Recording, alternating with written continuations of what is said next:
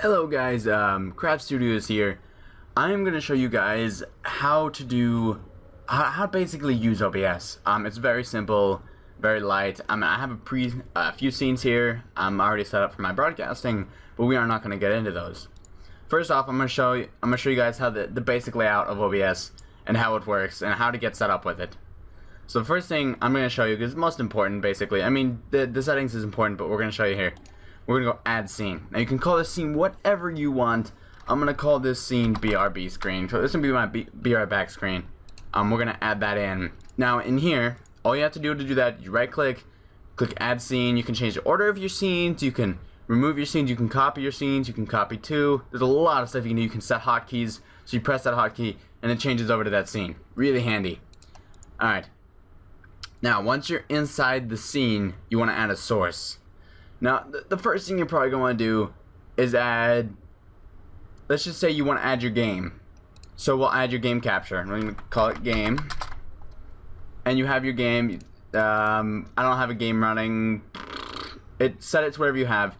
Now, what I definitely recommend is you refresh it until you look in this list until you find your game. Once you find your game, I highly suggest you clicking stretch image to fit screen and ignore aspect ratio. This way, you can play your games in smaller window mode, and you don't have to worry about like it being black around the corners and stuff. It'll fit the entire screen as long as you don't have an odd shaped window in itself. So then you click OK. You have your first scene. All right. So what else do you want to do? We'll say you want an overlay. So we're gonna go and we're gonna add an image. Now overlays need to have a transparency background, aka alpha, an alpha layer. So let's just call this overlay. Overlay. Now we're gonna go browse for our overlay. I have a lot of overlays that I've made for people, so I have a lot of them in this file. To show you one for this video, we're gonna grab this one. Here's one I made. It's a simple one. There's no chroma keying. You can change the opacity, all this different stuff. You can change the color, everything. Okay, we have our overlay over our game. Alright, cool. We can preview the stream. So now we have this preview of the stream. You can see that the overlay is in fact where it needs to be. And so yeah. Now the thing is, since I have an alpha layer, you will see the game on this, and I will show you a little bit of recording with the overlay as well after this. So you have that. Now say you want to add a follower alert. Okay, so what you're gonna need is you're gonna need a CLR browser. I'm not gonna go in too depth about this. This is mainly just like adding scenes and stuff like that.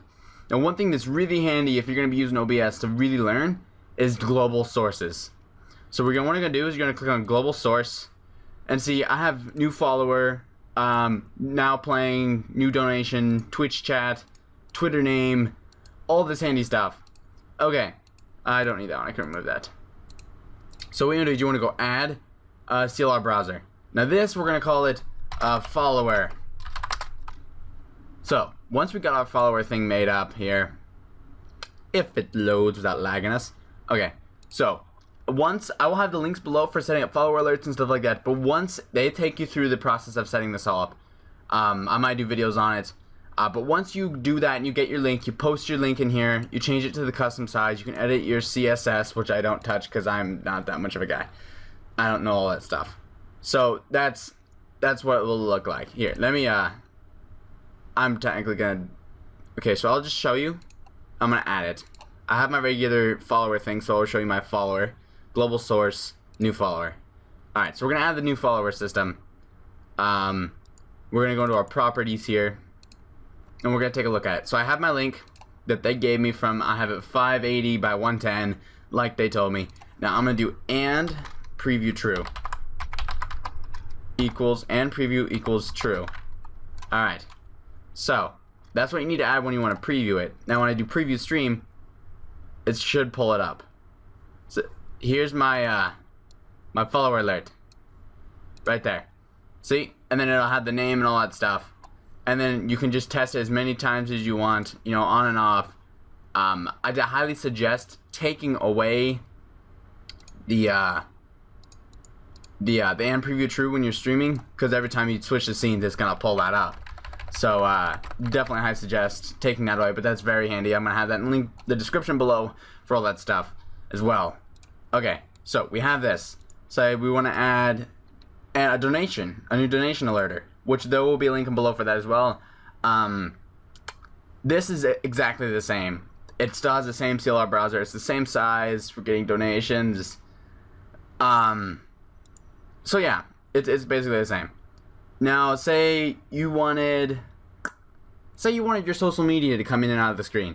This is something that's a little bit more complicated to do, but one I have set up myself. There's a plugin you're going to need from obsproject.com. I'll have that link in below. There's a video source plugin. Now, this video source plugin is very handy. What you can do is you can go and you can find the video you want to use, and you can play that video on repeat. Now, I highly recommend doing this because it's something that's really handy. So, we have my social video. Open the social. I'm going to play it twice, so it'll repeat itself. I have to have it twice, otherwise it just won't repeat. And then you do playlist looping. Okay? And then you hit OK. So, now, we get that coming in and out. Now, it seems a little big, so you can do is you can grab your corners, and you can make it smaller. So, there. I have my little thing that comes in and out of the screen. Now, something like this is a little bit harder to make, but say someone made you one. You know, you want to add a video. Maybe it's a GIF image that they made. I'm not sure. But that's just an extra way you can do it. It's really handy. Mine goes off every 10 minutes. There's another way to do it. I'm not sure how it works. But yeah. Okay. So nonetheless, I mean, technically this is my BRB screen, so I shouldn't be having the overlay or the game. But we're just going to rename it. We're just going to call it stream. So this is the stream one. Now we're going to add another scene, and we're going to call this one BRB. And I'm going to do, so you got your switching ones here. So we're going to go and we're going to add another image. Now you'd say you have your BRB screen, call the image BRB. Now you want to browse for it. So you go to your computer where your BRB screen is located. Here's a simple one I have. No, it's still on there. Okay, so there you have your simple BRB screen. Say you want an alert. You want to click, add your global source and your new follower. Simple as that. Global sources are really handy. You don't have to edit it every single time. You know, you can edit this right where you want it. Just kind of make it personalized, however you have your BRB screen. So, moving on. Okay, so say you want to add the music. Say you want to have the music that shows your music. I'm going to put a link in the description below. It is this program called Snip. It's very useful. It uses Winamp, Spotify, and iTunes. It bases the music off of those three programs, which then I can do. Say I can add a text. Let's call it now, not new. Now playing. And once you have this, you can edit all this stuff. But what you want to do is use text from file UF8 or compatible, or whatever that is. Whatever. Alright, so say I have it on my desktop. So we're going to run to my desktop. We're going to go find the file that says Snip. Right here. Whenever you download this file, it will be in a .rar, so you will need to extract it. And the file you're going to click on is Snip, the snip.txt. That's the file you're going to use because that's the file that's going to update constantly when using the Snip program. So, now I have that. Spotify is not currently running. And you can change, you have to launch your Snip program itself, which then I can show you here. So I have my Snip file. Need to bring this over. It's right here, snip.exe. Now it takes hardly anything to run this. And then once you have that running, let me just show you a little bit about here. You have it right down here in the little hotbar. Then you can pop it up. You can change it to Spotify, iTunes, Winamp. You can save all of this stuff. Set output format. You can change all that. I'm going to close it now because I'm not needing it. Skype. Where am I? Alright, back to here. So, whenever I have that running plus Spotify, it will have the song, and then I'm going to show you how to make the text scrolling. So say you want the text scrolling across the screen. I think 40 is a good speed, but it doesn't fit the entire screen, and if you try to make it, it just goes too big. So you want to use custom text extends. So you're going to want to expand this. Now it's going to be somewhere around 1920, because that's about the size of your screen. Now you can speed it up. I like to use outlines, usually make them 2. You know, you can make it any color, just make it like a gray. Choose a random font, you know, whatever you want. It's all here. You can bold it, you can italic, you know, it's all here, vertical, underline. Everything is so customizable. Or you can enter a text and do whatever you want, honestly. But everything is very easily customizable. I definitely recommend it. And if you didn't get all this, you can go back in the video and rewatch it. Yeah. So, okay. Now, I've showed you how to add scenes and sources. Let me go into the settings. So we have our settings. We have our general. I have multiple profiles. Let's actually, I need to stop previewing this. Go to our settings. I have several profiles. One for ConnectCast, one for CSGO, so for recording, one for recording, just anything general for Twitch. Alright, so once you get to your general, this is an important part. A place you are going to want to go, I will pull it up here, is speedtest.net. Now what you're going to use for this, so speed, I can't type, speedtest.net. Now when you get here, you're going to want to check your speed. Another link you're going to need for doing this, it's the link here where you get OBS from, so it's obsproject.com. This will be in the link below. Make sure to go hit them up and download this, guys. So this is the one you want to hit. Now you go to speed test. Let's say we go to settings. Now you have to change your megabytes to kilobytes. Now either one works. This one works. You can save it and then you go to speed test. Alright, now that we have this set, we want to test our speed for the internet so we know what we can stream at. Now roughly you want to use about 75% of your upload speed. So I mean we're probably gonna get somewhere around 20 ping or so, 38. Okay, so here I'm getting 43 megabytes to download, and then our upload is gonna be somewhere around 3, so that's very handy. But once this is done testing, we will get our final results, and then I will show you where to go from there with like actual broadcasting to Twitch itself. So it's done our download speed. Now it's going to show us our upload speed, which can be a very constant, somewhere around 300, 300.4, something like that. Now when you put it I'm going to show you what to do. Even though it says the point at the end, that doesn't matter. The point's not the big deal. So it's 404.3. So 404.3, that's the only thing you need. You want to come here once you have your OBS installed. You can also get this stuff. I very recommend the video source, and I'll have that link in below. You want to go to help estimator. Okay, you want to put in the specs of your computer. You put in the stuff you have, high motion. Okay, now our speed is 4043. So you go 4043. Steven. Huh? Is this the one that they just came out with? Penguins of Madagascar Operation Search and Rescue? No, I don't think so. Okay, they don't have it. Okay, you I'm recording. Okay, so this is the recommended settings you want. Now it's gonna show you what to put to your CPU, your game advice, your network advice. Now your upload speed is sufficient for 720/1080p.